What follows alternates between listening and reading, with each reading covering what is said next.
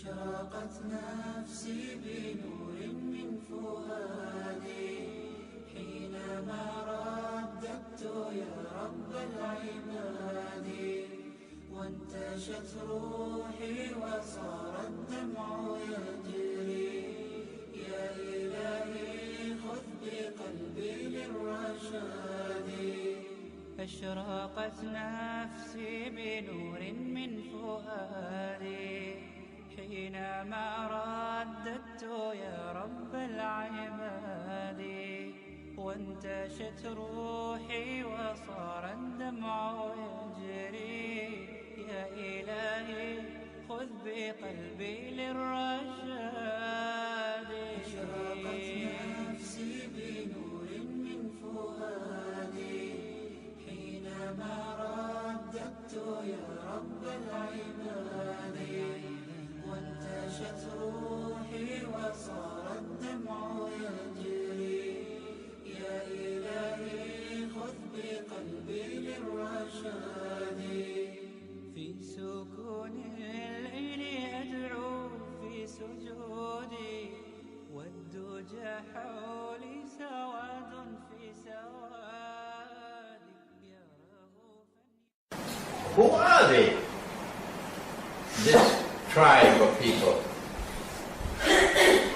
who have this power and who will be linked with the Holy Land.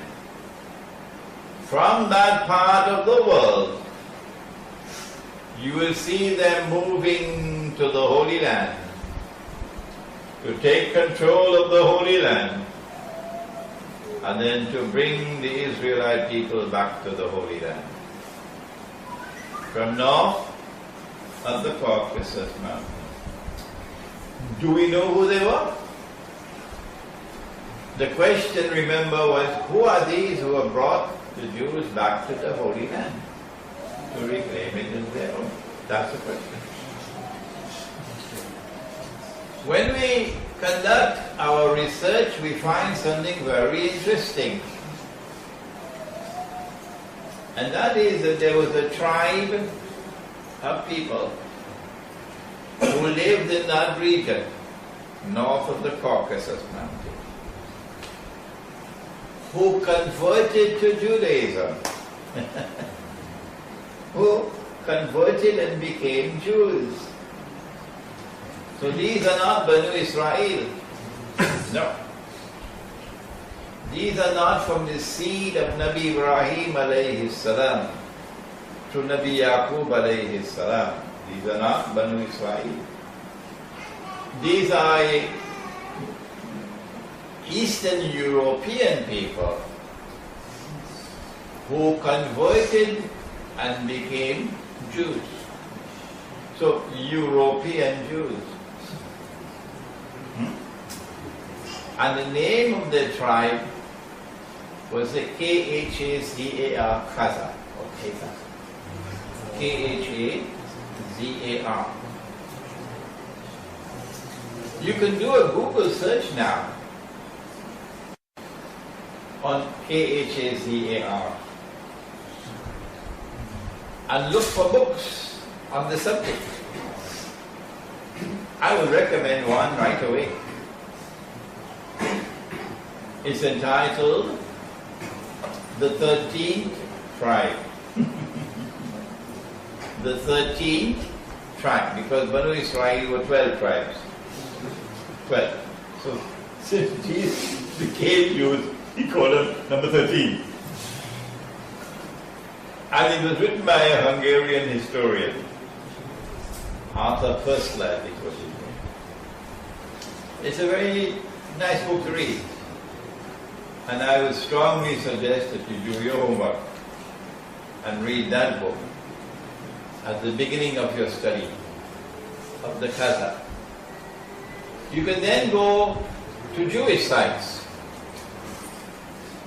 and you will find Jewish scholars, Israeli scholars today confirming that the majority of Jews in the world today are descended from those people. Khazar. And today they are called Ashkenazi. So, European Jews. And only a small minority would be Banu Israel from Yemen and from Iran and Morocco and so on.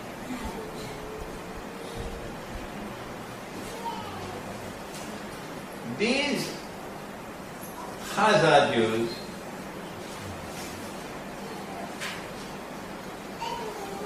from their ranks, some converted from Judaism and became Christians.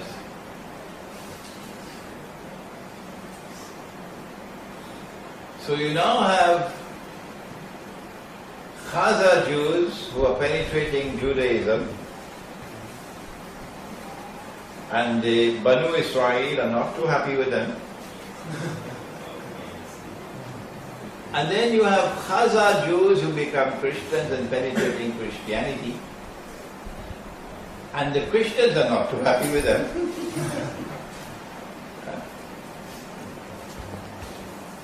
So they put their foot into both camps.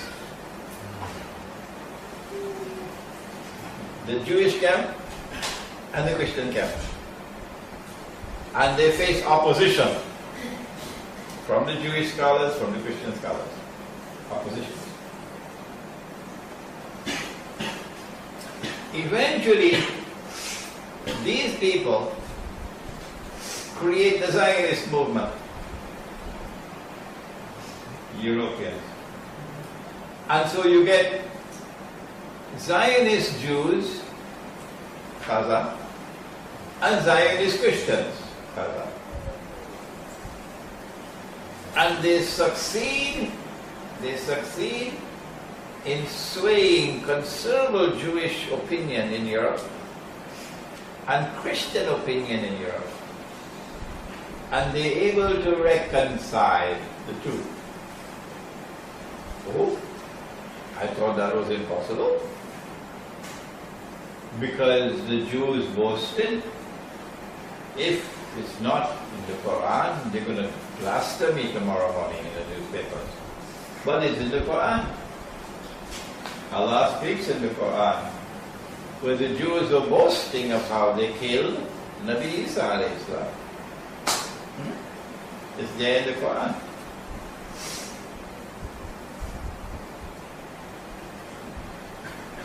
And because it's in the Quran, it's not possible for us to say, well, there is an explanation why the Christians were so hostile to the Jews all through history.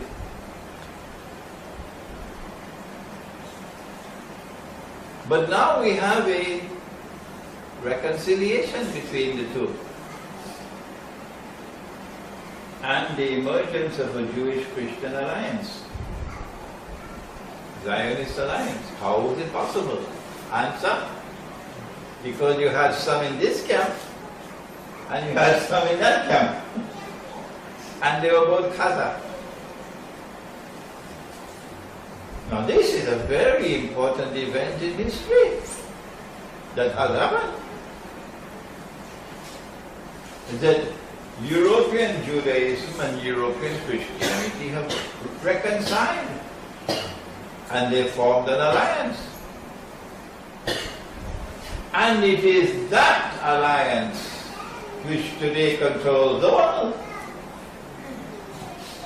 That alliance also wants Russia to bend down. And that alliance wants China to also bend down. And if Russia and China don't bow down, they're going to fight with them. Because they want to rule the world. That is the alliance which brought the Jews back to the Holy Land, Banu Israel, back to the Holy Land. That is the alliance. So Gog and Magog are located here, in the Judeo-Christian Zionist alliance. Do we have a Jewish-Christian alliance in the world today? Yes, we do. It is the European Zionist Jewish-Christian alliance. They are the ones who rule the world today. And they are the ones who are putting pressure on Russia and on China. The power.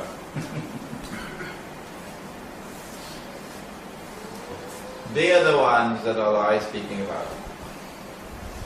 Don't be their friends and allies. This is Gog and Magog. This is Gog and Magog.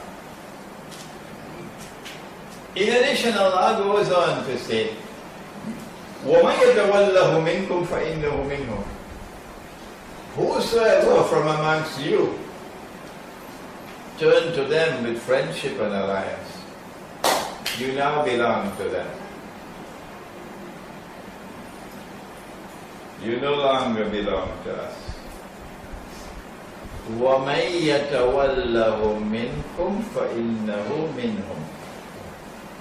I'm translating correctly, you know.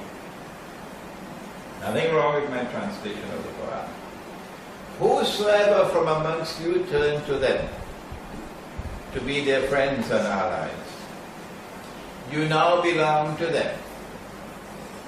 You no longer belong to us. Inna Allah la yahdi al-qawm al-zalimin. Surely Allah does not provide guidance for the people who are wicked. That's what they are. That's what they are. And so now we are able to identify Gog and Magog. In my first edition of my book on Gog and Magog, I came to the conclusion that there was going to be a mighty clash between Gog and Magog. And that mighty clash is the Malhama of which the Prophet spoke, in which thousands of nuclear weapons are going to be used.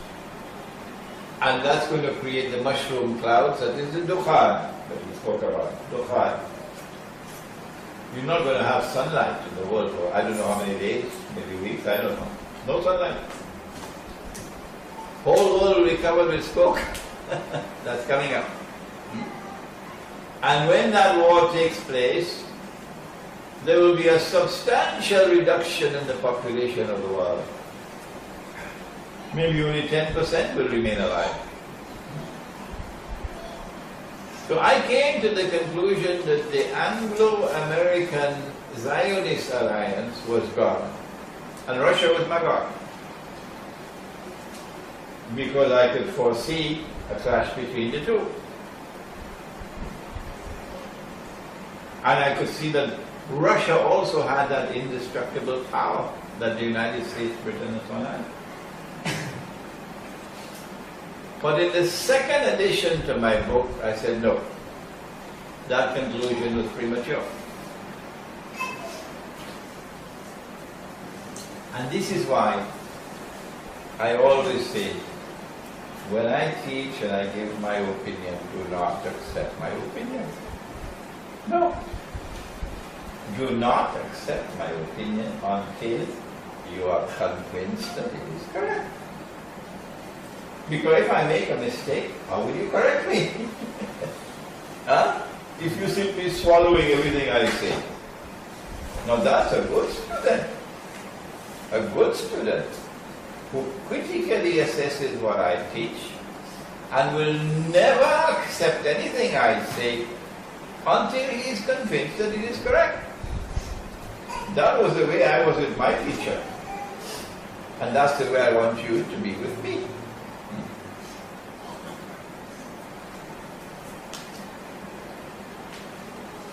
I realized that I made a mistake.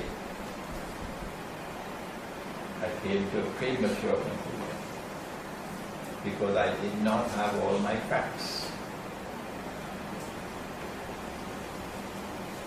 Only after writing the book did I learn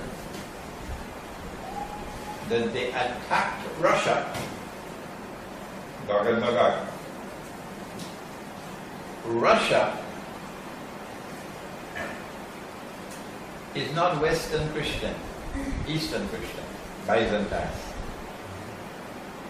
And that Christianity is referred to in the Quran as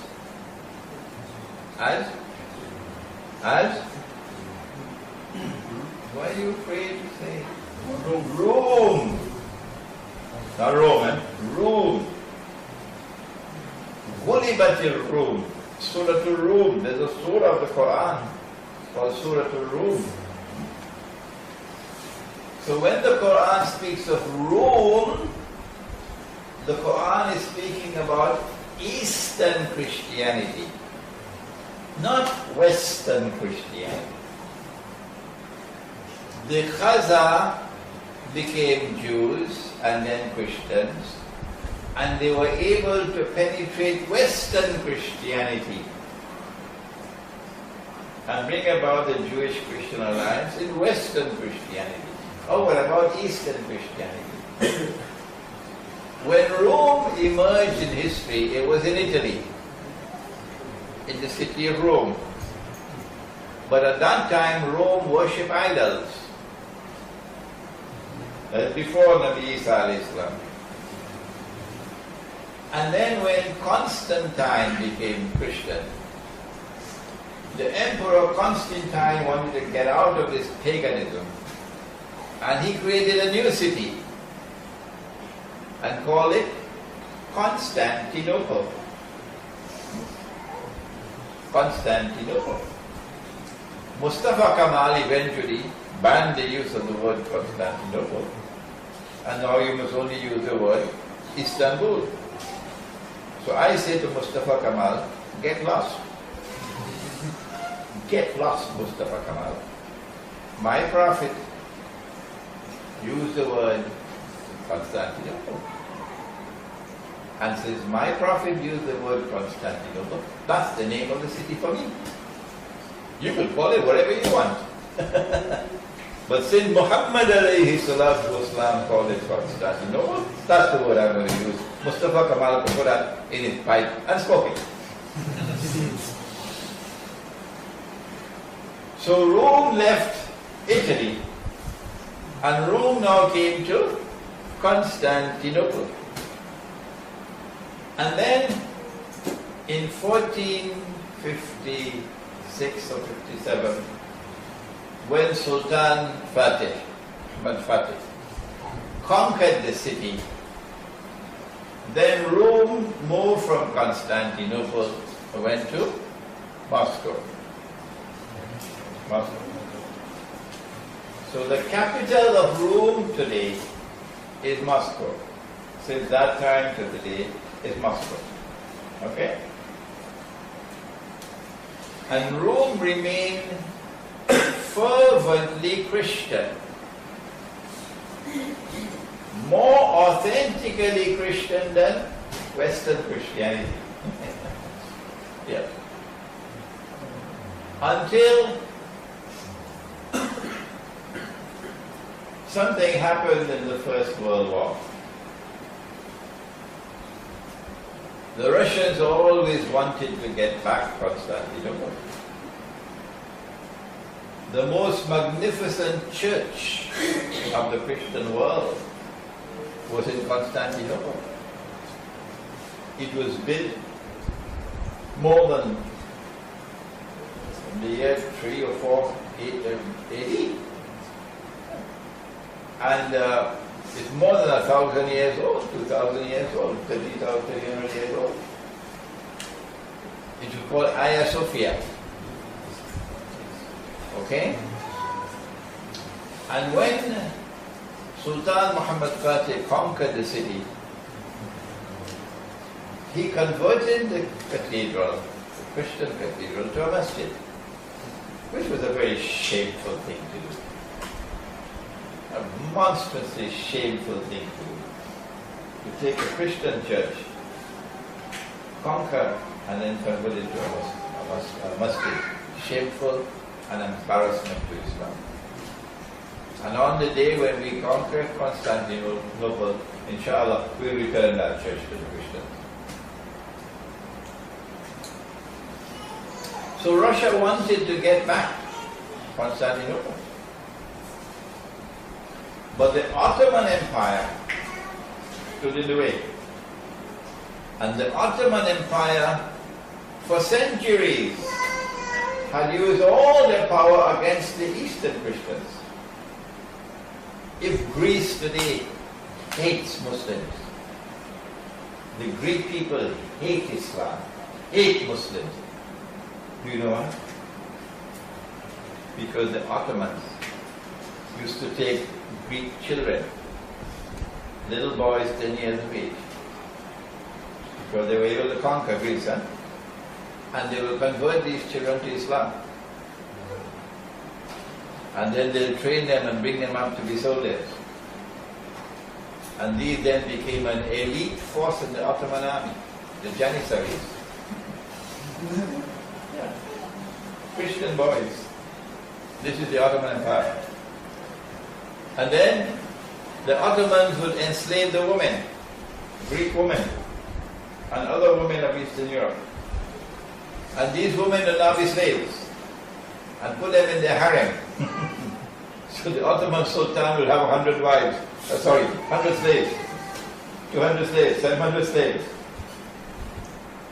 The Ottoman Sultans could not marry. No. They're not allowed to marry. I thought marriage was half of Iman. So we've got a lot of you tonight here who have only half Iman. And nikah nisful Iman. But the Ottoman sultans could not marry. Why? Because they did not want to have children from wives who would have rights. The wives would have rights. So if they slept only with slaves, the slaves will have no rights.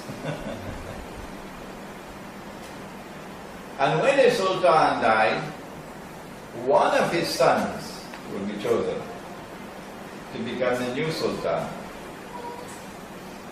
And they had a practice for some time that he would kill all his brothers.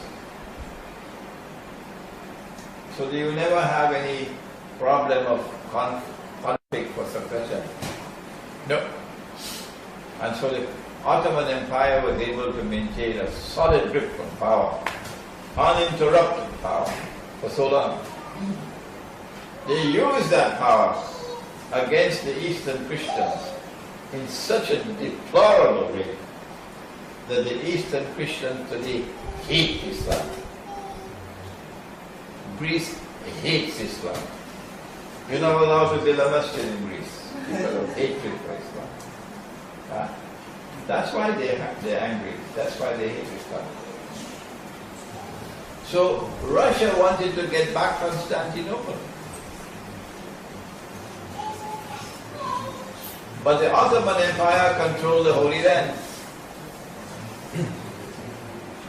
So when they were ready to get the Holy Land from the Ottomans and restore the state of Israel and bring the Jews back to the Holy Land, they needed a war. They needed a big war, and they needed to get the Ottoman Empire against them. Okay? But all through the centuries, Britain and France had been allies of the Ottoman Empire. Britain and France. And Russia was always the enemy. The biggest enemy of all was Russia.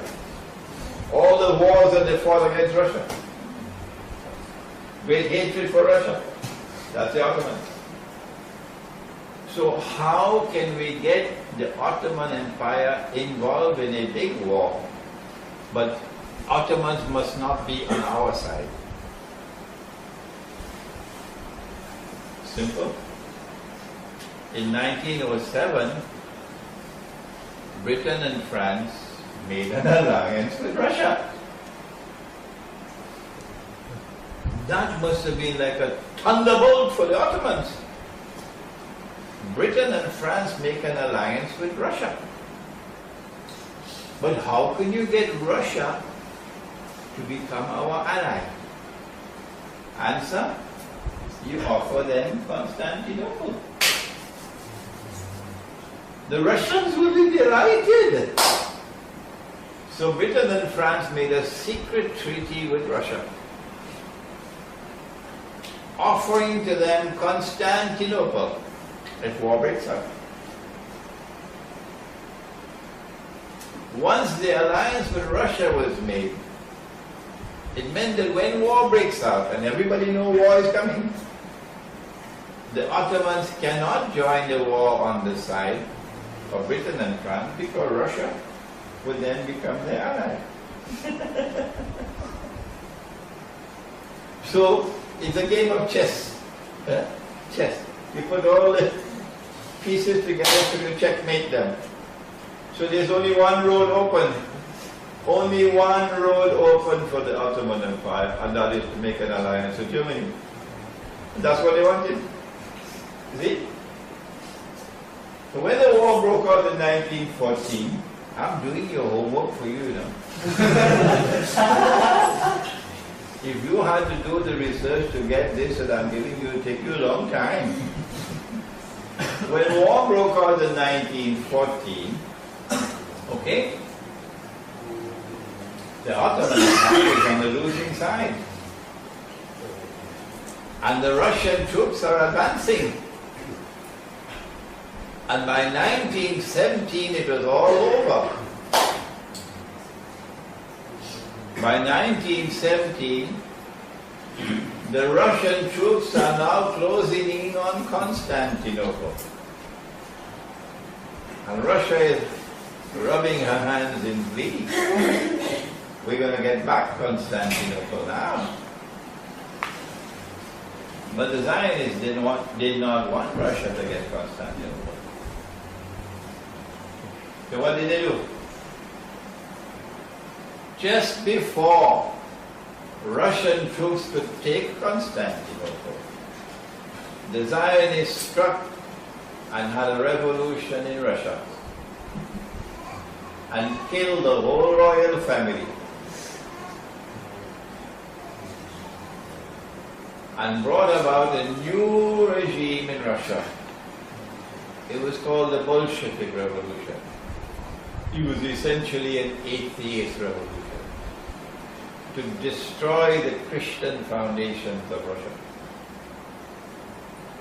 So from 1917, Russia is under the control of Gog and Magog. From 1917. When they overthrew the regime in Russia called the Tsar, and they took control of government, most of them were Jews, they then withdrew Russia from the war. So the Russian troops could not advance to Constantinople. And then they published the secret treaty, made it public. That Britain and France had made a secret treaty with Russia that they would give Constantinople to Russia. See? Then they took Russia and they transformed it into the Soviet Union, which was an atheist state. And the idea was to destroy the Christian foundations of Russia. So it will cease to be ruled. And then Russia became a nuclear power. This is Gog and Magog. It is Gog and Magog which made Russia a nuclear power. And then Russia became a satellite. Yeah, satellites. And missile technology and so on. This is Gog and Magog. So that's why I came to the conclusion that Russia was Magog. But then, in the 1980s, alhamdulillah, transformation began to take place. And the Berlin Wall collapsed. And then the Soviet Union collapsed. And guess what? Russia is now returning to Christianity. Russia is becoming Rome once again. See? And so it was wrong for me to say that Russia was Magog and the Anglo-American Israeli alliance was God. That was wrong. I corrected that mistake in my second edition. The answer is that Gog and Magog were present in both camps, and they still have some foothold in Russia. And Gog and Magog are leading both camps to clash. They want these two superpowers to clash with each other. And when that clash takes place, that's going to be the Dukhan, the Malkam. And the majority of human beings on the earth will not survive. There are a hadith on the Malkama that you should study, so you could get an idea of how terrible that war is going to be. When that war takes place, only then would it be possible for Israel to rule the world. Because Gog and Magog are not going to be destroyed in that war. No. The Anglo-American alliance and the Russian alliance are both going to destroy each other. But Gog and Magog will not be destroyed. They will survive. And they will now empower Israel, so that Israel can become the ruling state in the world, and there will be much less human beings on the face of the earth. So it becomes easier for Israel to become the ruling state of the world. It is only after Israel becomes the ruling state and the Dajjal is born of Jewish parents. He grows up as a Jew, a young man, powerful, he does early here. And then he rules over Israel and he stands up in Jerusalem and he says, I am the Messiah. Only then would Imam al-Mahdi emerge. How long is that from now? I can guess. I can be wrong. But in the process of guessing, there's also something beneficial. When I say maybe 20, 25 years from now, what I mean to say to you is not 200 years from now. Okay? Imam al-Mahdi will then emerge. And then Nabi Isa alayhi salam will return. And then he will kill Dajjal. And then Gog and Magog will emerge in their last surge. This is what the hadith speaks of in Sahih Muslim. That the first of them will pass by the Sea of Galilee and start to drink the water, meaning consume the water. Making the deserts green, consuming the water. And by the time the last of them passed, they'll say there used to be water here. So when you see the water level in the Sea of Galilee going down and down and down and down and down, you know that the time is drawing close. When the water is dry, that's the time for Israel to reach its destiny. Nabi Isa alayhi salam will kill Dajjal. Then the last wave of Gog and Magog will come. They'll empower Israel and they'll pursue Nabi Isa alayhi salam to Jerusalem, and he'll be in a mountain in Jerusalem, in Beit Maqdis. And then Allah will send an attack, biological attack on the necks, and they will all fall down. And they will die. And by next morning their bodies are all smelling. And then Allah will send birds with their necks like coils. So maybe global warming will cause eggs which were in ice to melt. And those eggs can now hatch. So prehistoric birds can become alive again, maybe.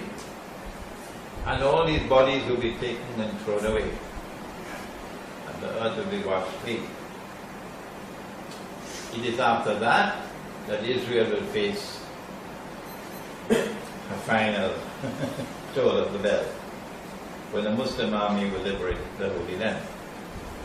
Now what I've done to you tonight is put in a nutshell the basic part of the subject of Gog and Magog. I've left out a lot of material. I've left out, for example, because it will take me another 10-15 minutes, that there are trademarks of Gog and Magog. The biggest trademark of all is that they commit facade. They are PhDs in facade. They corrupt and destroy everything that they touch. So they corrupt the political system, they corrupt the economy, they corrupt the monetary system, they corrupt the educational system, they corrupt everything. They corrupt marriage relations, they corrupt the sexual relations. But the most destructive corruption of all is internal. Internal corruption. Internal corruption. So that the heart can no longer see what otherwise cannot see. So there you are. And I think it is Surah Al-Baqarah. Any Hafiz of the Quran? Any Hafiz? Or Hafizah? In the Quran, Allah speaks about the kuffar. And He says they are friends and allies of each other. And then He goes on to say, إِلَّمْ تَفَعَلُوا, if you do not do the same, make alliances, تَكُنْ فِتْنَةٌ فِي الْأَرْضِ وَفَسَادٌ كَبِيرٌ. There will be great fitna and fasad in the earth. So we don't just sit down doing nothing. No. We recognize the world around us. We see who are the forces of Gog and Magog. And then we try to make alliances with forces which are opposed to oppression. The religion of Islam, as I know it, and perhaps you will agree with me, the religion of Islam came into the world to oppose oppression and to liberate the oppressed. Is there anyone who wants to differ with that? Huh? And so sensible people will be searching for allies amongst Jews who are also opposed to oppression. You will make alliances with Jews. Christians who are opposed to oppression, you make alliances with Christians. If Russia is standing up to the Zionists and Russia is returning to Christianity, you forge an alliance with Russia. If China refuses to bow down to the Zionists, you forge an alliance with China. That's one of the things you could be doing. In the world of Islam, Pakistan took the lead. About maybe 40, 50 years ago. As long ago as that, Pakistan forged an alliance with China. It was a very sensible thing to do. Very sensible. Because when the Zionists pulled that Bin Laden trick out of the bag in Abbottabad, they said they found him, they killed him, they threw his body in the sea, and then a big fish came and swallowed it. You know that story? They were ready to attack Pakistan. The Pakistani Prime Minister flew to China. And the Pakistani President flew to Russia because they knew this was it. This was the moment they were waiting to attack. And then China issued a statement, which China had never done before. China has a defense treaty with only one country, North Korea. But China made a declaration, if you attack Pakistan, you attack China. And they were not ready yet for a war with China. Okay? Iran did the same thing with Russia. And that's why they've not been able to attack Iran as yet. Syria did the same thing with Russia. And that's why they could not do another Libya in Syria. Otherwise, Turkey is ready to attack Syria on behalf of the NATO. But if you attack Syria, you're going to get Russia on the table. And Russia is a nuclear power. So, the answer to your question is, Allah says in the Quran, إِن لَمْ تَفْعَلُوا, if you do not do the same, forge alliances, تَكُنْ فِتْنَةٌ فِي الْأَرْضِ وَفَسَادٌ كَبِيرٌ. Okay? Alright. The second thing you do is when you see people around you all following the Gog and Magog way of life, turning away from Allah and His Messenger, worshipping money,